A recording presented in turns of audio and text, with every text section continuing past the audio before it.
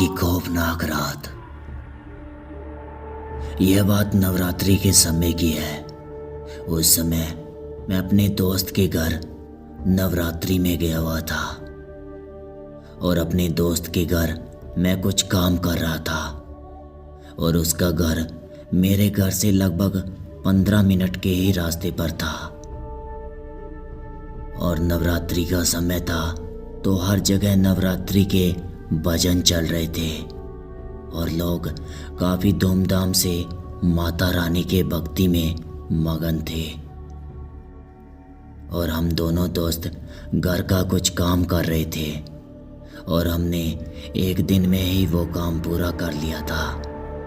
लेकिन जिस समय हमारा वो काम पूरा हुआ तो उस समय रात के करीबन 11 बज चुके थे।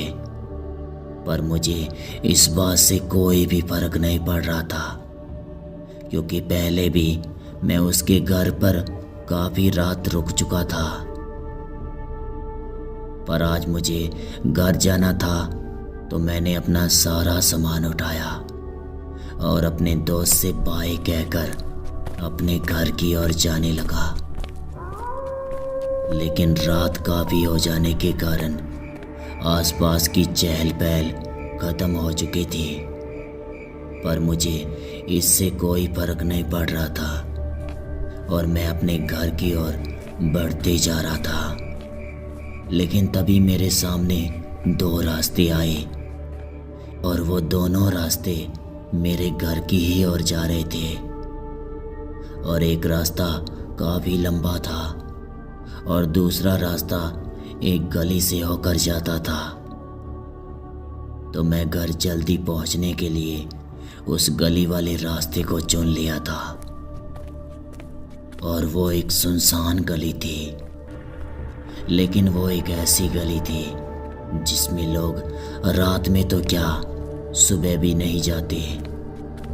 पर उस गली से मैं अपने घर तक जल्दी पहुंच सकता था तो इसलिए मैंने वही गली वाला रास्ता चुना।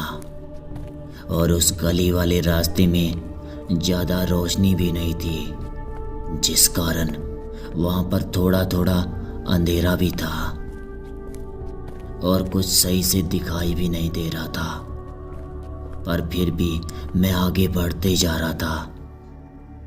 लेकिन थोड़ी दूर जाने पर मैंने देखा कि मेरे सामने कोई आदमी खड़ा है और वो जो भी कोई था वह सही से दिखाई नहीं दे रहा था। लेकिन उसकी धुंधली सी परछाई मुझे दिखाई दे रही थी और वो एक घर के कोने पर खड़ा था और उसका चेहरा मेरी ओर था। मतबल उसे पता था कि मैं उसके सामने आ रहा हूँ। और वो जो भी कोई था काफ़ी लंबा था और उसका चेहरा बहुत ही भयानक सा लग रहा था। और उसे देखकर मैं वहीं पर जम सा गया था और मेरा पूरा शरीर डर से कांप रहा था। और मैं समझ चुका था कि यह कोई इंसान नहीं हो सकता बल्कि कोई एक शैतान ही है। पर अजीब बात तो यह थी कि वो शैतान मेरे पास नहीं आया बल्कि वो दूर खड़े होकर मेरी ओर देख रहा था। लेकिन मैंने भी हिम्मत जुटाई और माता रानी का नाम लेकर आगे बढ़ने लगा। पर ना चाहकर भी मैं उसे देखे जा रहा था और उसकी लाल आंखें मुझे बहुत ही भयानक लग रही थी। लेकिन मैं उस गली से जल्दी से बाहर आया और अब मेरी जान में जान आ गई थी। लेकिन मैंने जब पीछे मुड़कर देखा तो वहाँ कोई भी नहीं था और मैं तेजी से भागकर अपने घर आ गया और अपने कमरे में जाकर सो गया। लेकिन मुझे पता नहीं था कि वो क्या था। पर घर पर आकर मैंने देखा कि मेरे गले में माँ दुर्गा का तबीज था।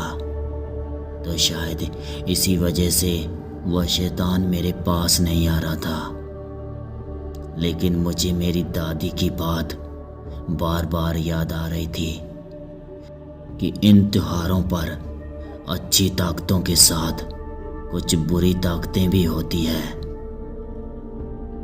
और ये बुरी ताकतें रात के समय बहुत ही भयानक हो जाती है। तो इसलिए हमें ऐसी ताकतों से बचकर रहना चाहिए और सुनसान जगहों पर जहाँ कोई भी आता ना जाता हो वहाँ पर कभी नहीं जाना चाहिए।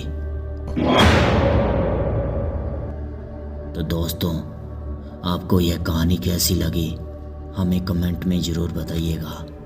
तो आज के लिए बस इतना ही।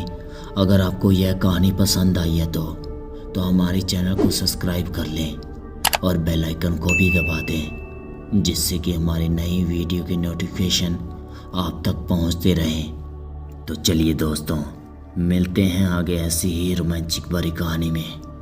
तब तक के लिए good bye and take care.